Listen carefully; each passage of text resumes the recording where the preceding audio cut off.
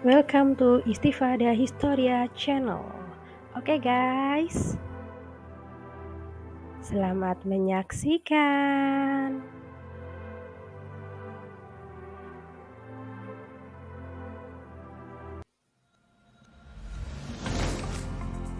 Historia Vitae Magistra. Ketemu lagi dengan Bu Istifada dalam materi sumber sejarah. Oke, perhatikan gambar berikut. Ayo, apa yang kalian bisa pikirkan dengan gambar ini? Oke, di gambar ini kita akan melihat di situ ada jejak kaki. Jejak kaki itu sebagai ibarat di masa lalu itu ada sesuatu yang ditinggalkan sehingga kita bisa melihat kejadian di masa lalu.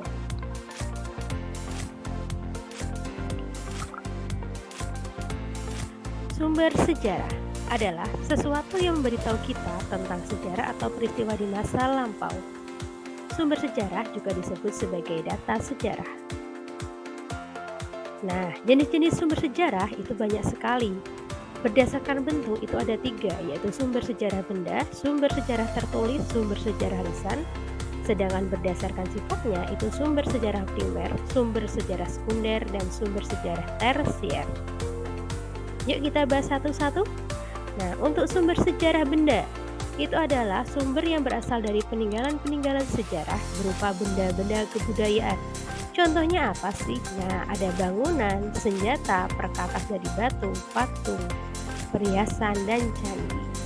Oke, di slide itu ada gambar apa yuk? Ya benar, itu adalah Candi Prambanan sebagai salah satu contoh sumber sejarah benda.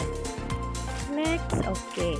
Yang kedua kita akan pelajari dengan sumber sejarah tertulis. Sumber sejarah tertulis itu adalah sumber sejarah yang didapatkan dari peninggalan-peninggalan peristiwa pada masa lampau berupa tulisan dan catatan. Contohnya apa ya? Ya, contohnya itu ada prasasti, dokumen, piagam, naskah, surat kabar, dan laporan. Itu adalah, ayo bisa dilihat nggak? Ya, itu adalah salah satu prasasti, yaitu prasasti Ciarten. Di situ ada tulisan dengan huruf Pallawa dan telapak kaki dari Raja Tarumanegara. Yang ketiga berdasarkan bentuknya itu ada sumber sejarah lisan. Sumber sejarah lisan itu adalah keterangan langsung dari orang-orang yang mengalami peristiwa sejarah tersebut. Di slide itu ada para veteran. Nah, kalau kita melakukan wawancara dengan veteran ini dan veteran tersebut mengalami peristiwa sejarah pada masa lampau, itu disebut sebagai sumber sejarah lisan. Oke, nah berdasarkan sifatnya, yang pertama itu ada sumber sejarah primer. Sumber sejarah primer adalah segala sesuatu yang ada pada saat peristiwa atau sezaman, berasal dari kesaksian orang yang mengalami, menyaksikan, atau mendengar langsung suatu peristiwa sejarah. Nah, sumber sejarah primer itu bisa berupa keterangan langsung atau bisa berupa benda-benda yang ada pada masa itu atau pada saat peristiwa itu terjadi. Di sini Bu Isti mencontohkan ada fosil dari Pithecanthropus erectus. Yang kedua, sumber sejarah sekunder. Berdasarkan sifatnya ya, kita masih berdasarkan sifatnya. Sumber sejarah sekunder itu adalah segala sesuatu yang tidak pada saat peristiwa berlangsung. Nah, sumber sekunder ini dihasilkan dari penafsiran dan pemahaman orang lain yang bukan pelaku atau saksi sejarah. Orang tersebut tidak mengalami secara langsung peristiwa sejarah tersebut. Yang ketiga, sumber sejarah tersier, yaitu buku yang ditulis oleh seseorang ilmuwan yang merujuk pada sumber primer dan sumber sekunder. Di sini ada buku api-api sejarah, buku SNI jilid 1-6, dan pengantar ilmu sejarah. Itu adalah buku-buku yang ditulis oleh para ilmuwan sejarah seperti Nugroho Noto Susanto dan Kunto Wijoyo. Nah, dari sumber-sumber sejarah itu, kalau sudah melewati tahap uji atau kritik secara kritis, itu akan menjadi bukti sejarah. Nah, bukti sejarah sendiri itu ada bukti sejarah tertulis dan bukti sejarah tidak tertulis. Nah, bukti sejarah tertulis itu apa? Kalau itu yang berupa tulisan. Kalau bukti sejarah tidak tertulis berarti itu semuanya berbentuk benda. Itu ya. Kalau sumber sejarah itu sesuatu atau data sejarah pada masa itu, kalau bukti sejarah itu sudah melalui tahap kritik atau verifikasi. Nah, beda lagi tingkatannya, nanti ada fakta sejarah. Fakta sejarah adalah data sejarah hasil kesimpulan dari seseorang sejarawan yang berdasarkan sumber-sumber sejarah yang telah dikritik, yaitu melalui tahap bukti sejarah dan diinterpretasikan atau ditafsirkan oleh para ahli. Jadi dari sumber sejarah atau data sejarah menjadi bukti sejarah itu kalau sudah diuji atau diverifikasi, nanti akan naik lagi ke tahap berikutnya, yaitu fakta sejarah kalau sudah diinterpretasikan. Nah, macam-macam fakta sejarah itu ada dua, berdasarkan bentuknya dan berdasarkan sifatnya.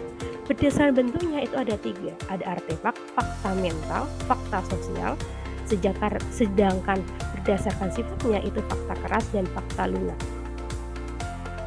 Oke, kita mulai satu-satu ya. Nah, berdasarkan bentuknya itu ada artefak, adalah fakta sejarah yang berupa hasil kebudayaan masa lalu. Di sini Bu Isti mencontohkan ada hasil kebudayaan yang berupa kapak perimbas. Kalau fakta sejarah berdasarkan bentuknya yang kedua adalah fakta mental atau perasaan.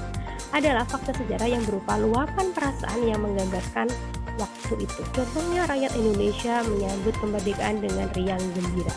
Nah, fakta mental ini biasanya berhubungan dengan perasaan atau intuisi oleh orang-orang yang ada pada masa tersebut. Nah, berdasarkan bentuknya lagi ada fakta sosial atau hubungan sesama manusia, yaitu fakta sejarah yang menggambarkan hubungan sesama manusia waktu itu. Contohnya rakyat Indonesia bahu-membahu untuk mengatasi kelaparan pada masa penjajahan Jepang dengan memakan bahan makanan seadanya. Berarti dalam contoh ini ada usaha oleh orang-orang, yaitu rakyat Indonesia, untuk tidak terjadi kelaparan dengan cara apa? Dengan cara gotong royong memakan makanan seadanya yang ada disediakan oleh alam. Nah, berarti di situ ada hubungan manusianya. Nah, berdasarkan sifatnya itu ada fakta keras. Fakta keras adalah fakta yang sudah diuji oleh ilmuwan dan sudah diyakini kebenarannya oleh banyak orang. Contohnya apa?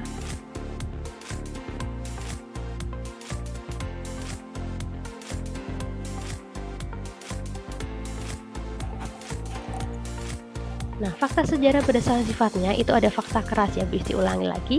Fakta keras ini sudah diuji oleh ilmuwan yang sudah diuji kebenarannya dan kebenarannya ini diterima oleh banyak pihak. Contohnya apa? Tugu Muda sebagai monumen peringatan pertempuran 5 hari di Semarang. Selain itu ada ini fosil gajah mamut ya. Itu sudah diyakini bahwa itu adalah fosil gajah mamut, dan Tugu Muda itu diyakini sebagai dan sudah diuji kebenarannya itu sebagai monumen peringatan pertempuran 5 hari di Semarang. Kemudian fakta lunak. Fakta lunak adalah fakta yang masih dapat dipertanyakan kebenarannya dan masih ditemukan sumber-sumber baru yang dapat mematahkan teori yang sudah ada sebelumnya. Contohnya apa? Contohnya adalah peristiwa G30 SPKI dan pembunuhan Munir pada tahun 2004. Kenapa ini disebut sebagai fakta lunak? Karena masih belum jelas tentang kebenarannya. Banyak bukti yang masih bermunculan untuk membenarkan peristiwa ini. Oke.